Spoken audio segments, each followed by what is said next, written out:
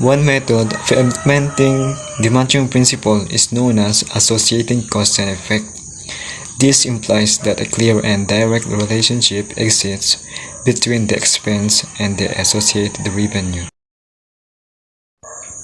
Association is a statistical relationship between two variables. Two variables may be associated without a causal relationship.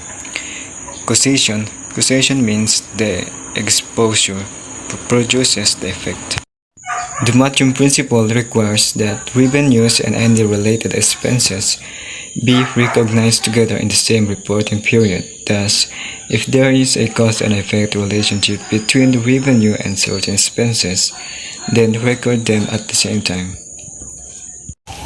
The entity theory is a legal and accounting doctrine that treats business firms as separate entities from their owners and other stakeholders. The entity theory allows the calculation of profits and losses among a set of related transactions and the formation of corporations and limited liability companies. The business entity concept is very important as it helps to measure the performance of a business separate from its owner and on different parameters such as cash flows, profitability, etc. Halimbawa po nito, nagrenta ka ng isang commercial building para sa iyong business na nagkakahalaga ng 20,000 a month. Kalahati ng building ay ginagamit ng business mo at yung kalahati naman ay personal use mo.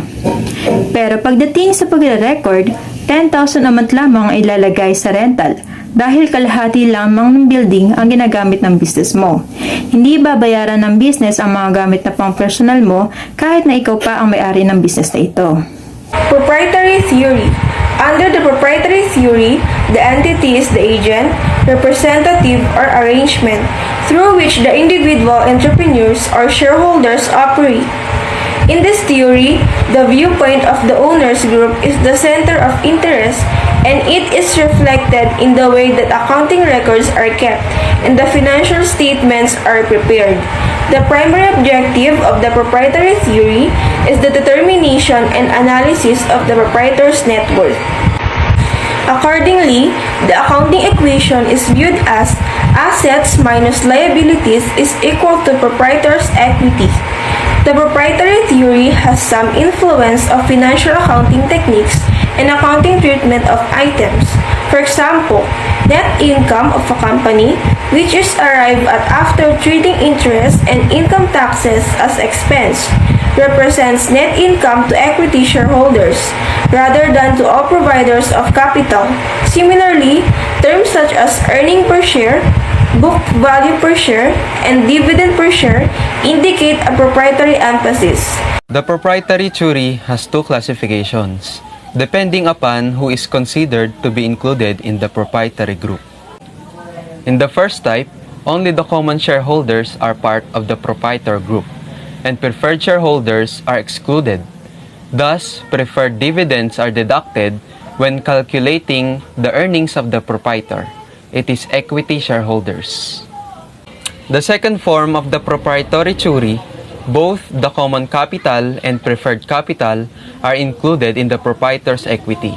The focus of attention becomes the shareholders' equity section in the balance sheet and the amount to be credited to all shareholders in the income statement. A theory of residual equity assumes that shareholders are the true owner of a business. As a result, accountants must adapt their viewpoints. Preferred stock is a liability rather than an asset to common shareholders.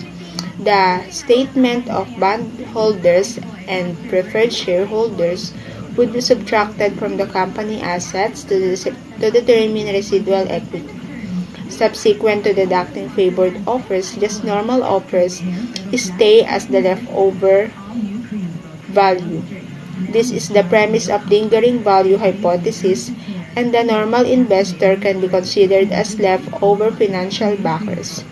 The common shareholders of a corporation are usually the last to be paid in any claims in the event of a business loss or bankruptcy, implying that they are business fortress and the last line of credit to be repaid.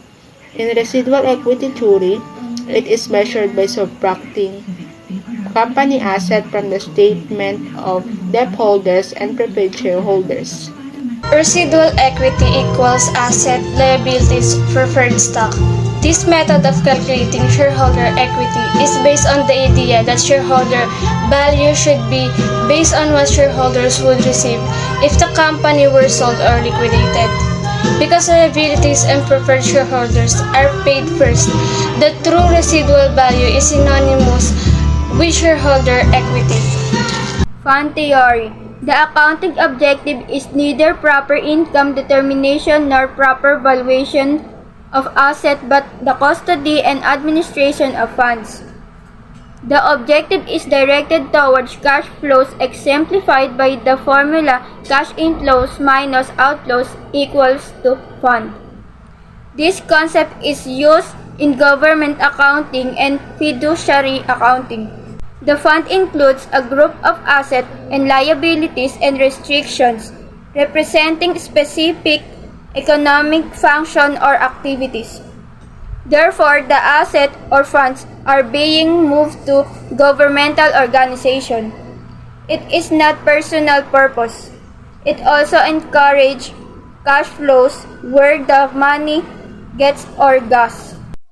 Ang mga halimbawa nito ay yung mga napapakinabangan ng maraming tao, tulad ng colleges, charities, and sa mga department of government like DSWD, or even sa mga institution like yung hospital.